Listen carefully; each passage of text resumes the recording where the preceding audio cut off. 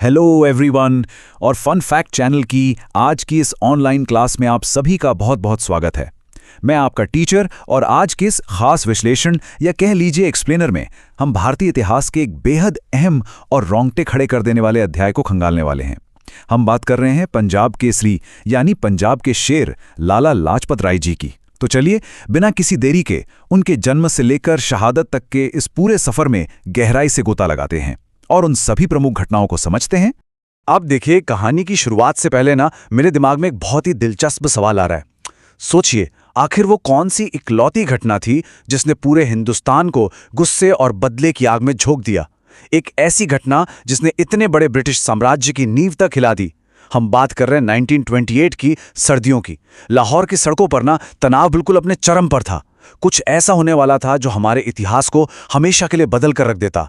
और उस तूफान को समझने के लिए हमें उस आवाज को समझना होगा जिसने उसे जन्म दिया। तो यहाँ सबसे अहम बात यह है कि ये जो कोट आप देख रहे हैं ना, ये सिर्फ एक लाइन नहीं थी, ये सच में एक भविष्यवाणी थी।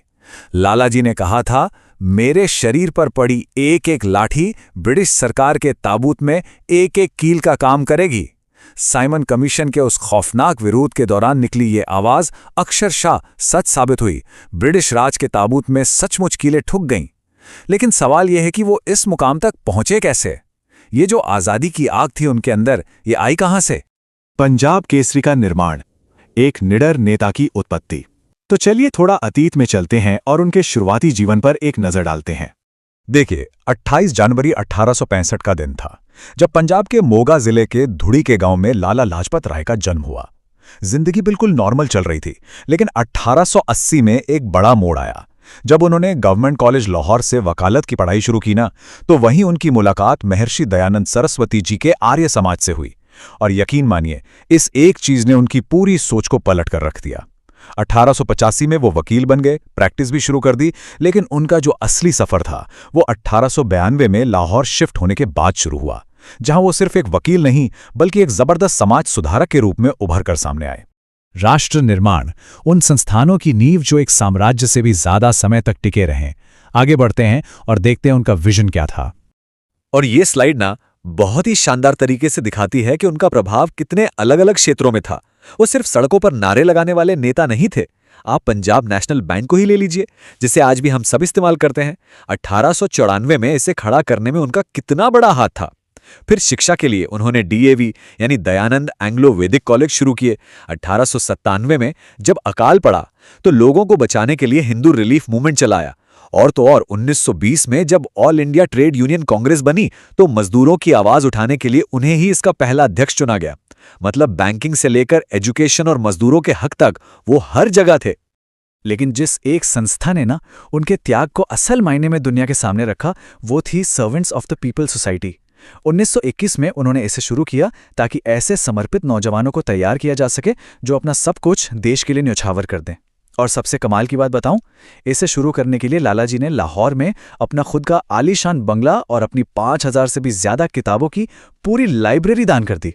बिल्कुल सही सुना आपने, उनका पूरा जीवन अक्षरशः देश को समर्पित था। लाल बाल पाल त्रिमूर्ति, आजादी के आंदोलन में एक बिल्कुल नया मोड़। चलिए समझते हैं कि यहां से आजादी की लड़ाई कैसे बदली। अगर हम 1900 के दशक की शुरुआत की बात करें तो कांग्रेस मूल रूप से दो अलग अलग रास्तों पर चल रही थी। एक तरफ थे नरम दल वाले गोपाल कृष्ण गोखले जी के नेतृत्व में, जिनका मानना था कि हमें अंग्रेजों से धीरे धीरे संवैधानिक सुधारों की मांग करनी चाहिए और याचिकाएं देनी चाहिए। लेकिन दूसरी तरफ आ चुके थे गरम दल के नेता, यानी हमारे लाला लाजपत राय, बाल गंगाधर तिलक और बिपिन चंद्र पाल, जिन्हें आज हम लाल बाल पाल कहते हैं। इन लोगों ने सीधे तौर पर कह दिया कि भाई, याचिकाएं देने से आजादी नहीं मिलने वाली। उन्होंने स्वदेशी का नारा बुलंद किया, आत्मनिर्भरता पर जोर दिया और विदेशी कपड़ों का पूरी तरह बहिष्कार किया। यहीं से भारत में पूर्ण स्वतंत्रता की वो आक्रामक नींव रखी गई। अब ये जो नंबर 6 आप देख रहे हैं, पूरे 6 महीने 1907 में स्वदेशी आंदोलन के दौरान रावलपिंडी में ब्रिटिश सरकार लालाजी की बातों से इतना घबरा गई थी कि बिना कोई मुकदमा चलाए सीधे उन्हें गिरफ्तार कर लिया और 6 महीने के लिए बर्मा की मांडले जेल में निर्वासित कर दिया। लेकिन क्या इससे इस शेर की दहाड़ कम हुई? बिल्कुल नहीं। वैश्विक आवाज और साहित्य, विश्व मंच पर लड़ाई। चलिए देखते हैं कि जब देश में रहना मुश्किल हुआ तो उन्होंने कलम को हथियार कैसे बनाया। जब प्रथम विश्व युद्ध चल रहा था तब लालाजी विदेश में थे और भारत नहीं लौट पा रहे थे। तो क्या वो शांत बैठ गए? जी नहीं। 1917 में उन्होंने अमेरिका में ही Indian home rule league of America की स्थापना कर दी। उनका सीधा सा मकसद था पश्चिमी दुनिया को बताना कि भाई देखो, अंग्रेजों के राज में भारत की असलियत क्या है। इसके अलावा उन्होंने पत्रकारिता का ऐसा तगड़ा इस्तेमाल किया ना, द पंजाबी, उर्दू अखबार वंदे मातरम और अंग्रेजी साप्ताहिक द पीपल जैसे प्रकाशन शुरू किए। और उनकी लिखी वो किताब यंग इंडिया, वो इतनी बेबाक थी कि अंग्रेजों के पसीने छूट गए और उससे भारत और ब्रिटेन दोनों जगह बैन कर दिया गया। अब इस स्लाइड में जो बात सबसे ज्यादा दिलचस्प है ना, वो ये है कि उस दौर में लड़ाइयां सिर्फ हथियारों से नहीं बल्कि किताबों से भी लड़ी जा रही थीं। 1927 में कैथरीन मेयो नाम की एक अमेरिकी लेखिका ने मदर इंडिया नाम की एक किताब लिखी। इसमें उसने भारतीय सभ्यता और हमारे चरित्र का इतना भद्दा और अपमानजनक मजाक उड़ाया कि बस पूछिए मत। लाला लाजपत राय ने इसका ऐसा करारा जवाब दिया कि दुनिया देखती रह गई। 1928 में उन्होंने लिखी अनहैप्पी इंडिया यानी दुखी भारत। इसमें उन्होंने एक एक करके सॉलिड तथ्यों और आंकड़ों के साथ मेयो के हर एक झूठ की धज्जियां उड़ा दी और वैश्विक स्तर पर भारत की छवि को मजबूती से बचा लिया। शहादत और प्रतिशोध, 1928 का साइमन कमीशन विरोध। अब हम वापस उसी लाहौर रेलवे स्टेशन पर लौटते हैं जहां से हमने अपनी क्लास शुरू की थी। तो हुआ यूं कि 1928 में अंग्रेजों ने संवैधानिक सुधारों पर बात करने के लिए भारत में साइमन कमीशन भेजा। लेकिन इसमें सबसे हैरान करने वाली बात क्या थी पता है? इस पूरे कमीशन में एक भी भारतीय सदस्य था ही नहीं। यह तो सीधा सीधा पूरे देश का अपमान था।